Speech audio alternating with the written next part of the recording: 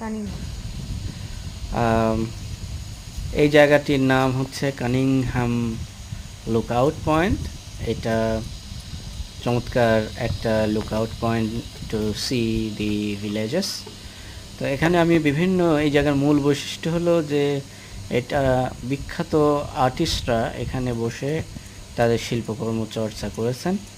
তো এই জায়গায় আমি লেখা দেখলাম যে প্রায় 1869 সালের দিকে সে সময় এখানে যাতে মানুষজন আসে বসবাস করার জন্য, তো জার্মানি এবং আয়ারল্যান্ডে একটা বিশেষ টিম যায় এখান থেকে, হ্যাঁ, মানুষকে আকর্ষণ করার জন্য, এবং জমির বরাদ্দ দেওয়া শুরু হয় সেটলার্সদের।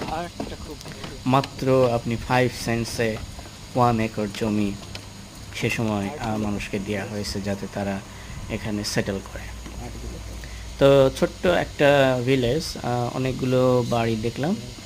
আর এখানে আর্টের একটা বিরাট গুরুত্ব, বিভিন্ন ছবি এখানে আঁকা আছে, কবিতা লেখা আছে, এবং কিছুটা হিস্টোরিক্যাল কনটেক্সট আছে এই গ্রামের।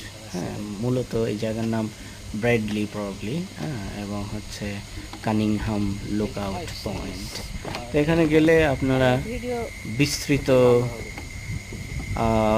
মাউন্টেইনাস যে এরিয়া বা ভিলেজ সেটা দেখতে পাবেন, এবং মনের মধ্যে তার একটা চিত্র ধারণ করতে পারবেন।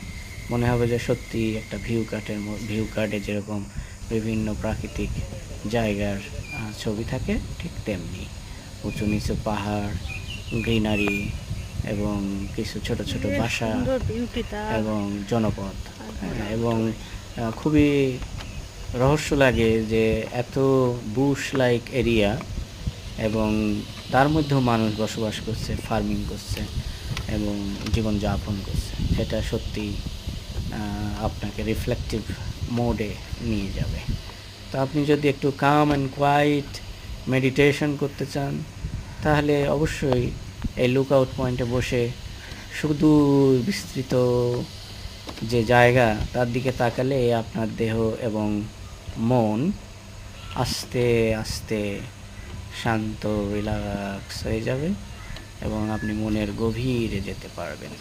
তো এই গ্রামের নামটা আমি ভুল বলেছিলাম, গ্রামের নামটা হচ্ছে লেইটলি, বাট এই স্থানটির নাম হচ্ছে কানিংহাম লুকআউট।